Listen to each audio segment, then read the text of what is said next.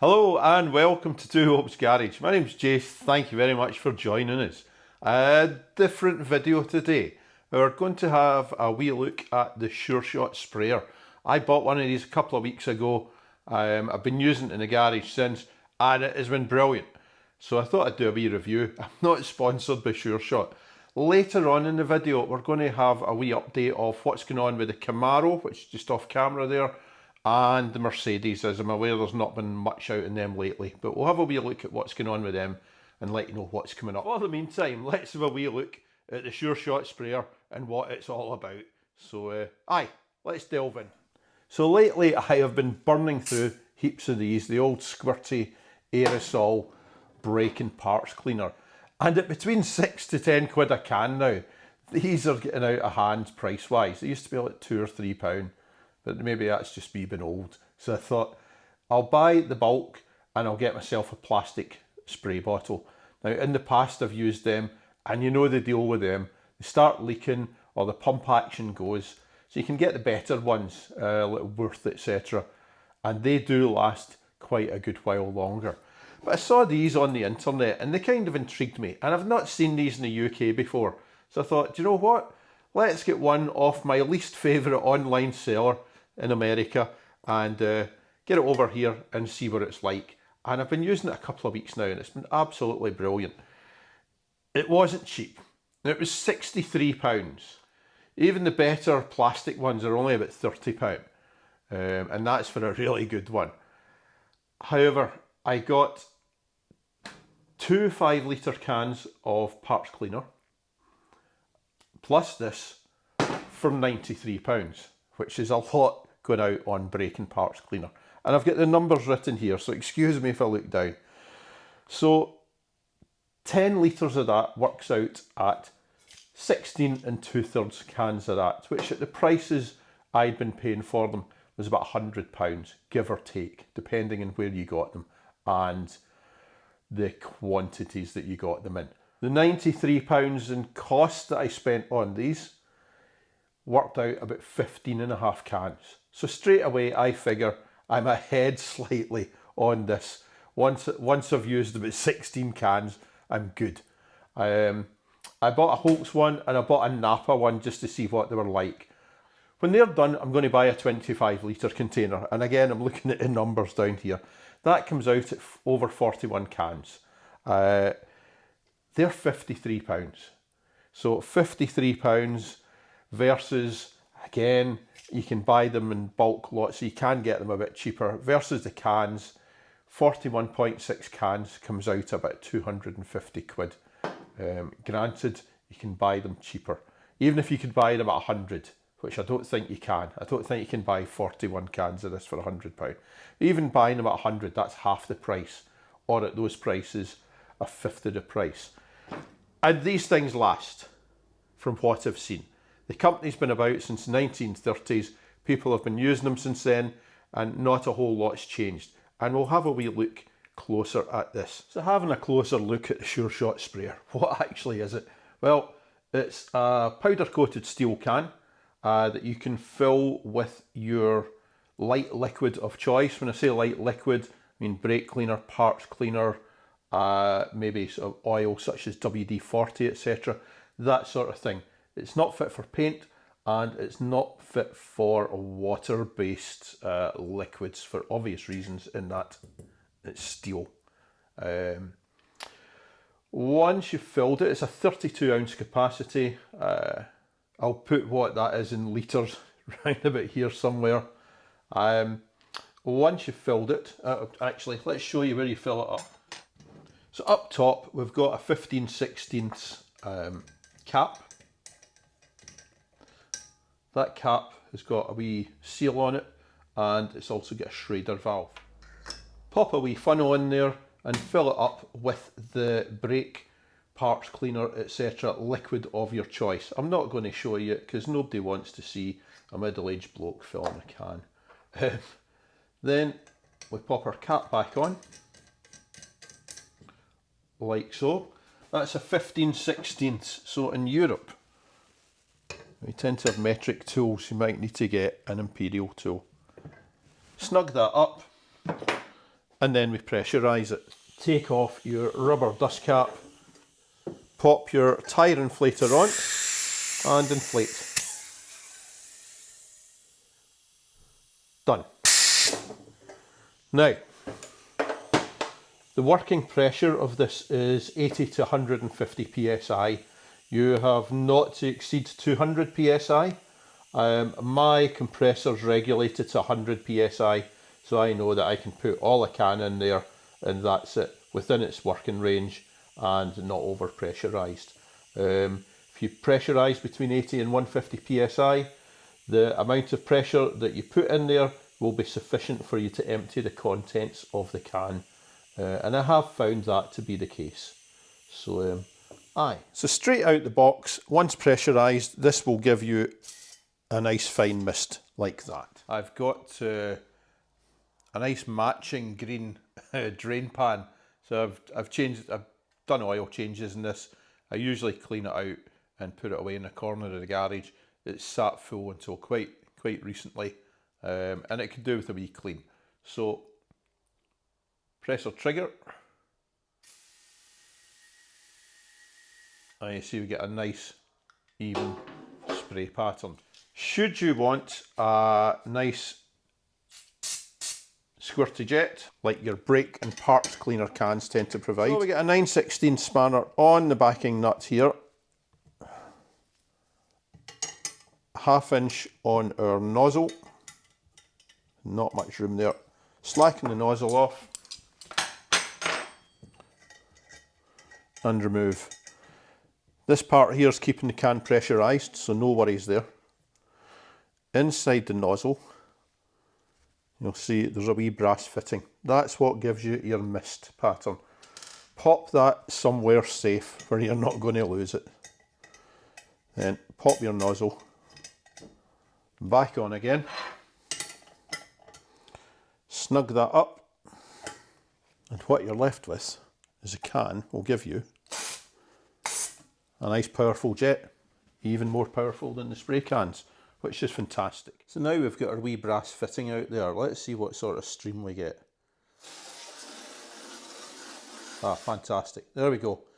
So pretty similar to what you get in the cans. That wasn't running out, it was just me letting off the pressure a wee bit on the handle. There are other cheaper alternatives to Sure Shot out there, but what I liked with the Sure Shot is everything here is replaceable and fixable. So if your Schrader valve gets dented or whatever, you can change that out. You can also change it, rather than a 15/16 cap, you get one with a little T-bar on it that you can remove by hand rather than needing a 15/16 spanner. That's a great thing. However, as this came with that, that's what I'm going with for the moment. You can change the nozzle out for a variety of fittings. I'll maybe put a wee picture up here somewhere. Yeah, just everything within this can be changed, whether it's the seals, the cap, the nozzle, the handle, or the sprayer. Everything's replaceable. So this should last me for decades to come. Being an economical kind of guy and also an environmentally friendly kind of guy, from time to time, I like stuff that I can fix, and I don't like throwing cans and cans of this stuff out. What a waste. Let's just get one of these, use it for decades, and fill it up from bulk containers. What a cracking idea. And like I said, everything's serviceable, so it's going to last us for years. Ultimately, you know, if you drive over this in your truck or something, probably not repairable at that point. You're going to need to get a new one. But that aside, it should last for years if looked after. So that's a Sure Shot sprayer. Again, not sponsored, but this has been absolutely brilliant. This is a game changer. No more spray cans for me. This is the future, even though it's old school. Like I say, in the UK, not really seen them. I guess they're out there and quite popular in America, but this is the first time I've seen anyone in the UK review it. So I thought I'd do a wee review at our parts prices. Anyway, moving on to what's happening with the cars in the garage. Camaro. The Camaro's just been getting used for summer. I've been out there enjoying it. It doesn't need a lot doing to it, this car, so unfortunately there's not as many videos as I'd like to do for this. However, I have had a couple of intermittent code 43s coming up, so I might have a wee delve into the knock detection system. Whether it's the sensor that's away or some of the wiring, I'm not sure, but there will be something coming up on that on the Camaro. Also, the electric aerial slash antenna, it needs fixed. That's probably going to get done when it comes off the road in October for the winter. I've just been playing my 1980s cassettes in there, and I only drive it with the roof down, so you can't really hear the stereo in it anyway. So yeah, that's not been a priority, but it will get addressed. That's about it for the Camaro. It's just basic maintenance. I've done the wheel bearings recently. Have a wee look out for them. In fact, I might put a video link down there somewhere later on in the video.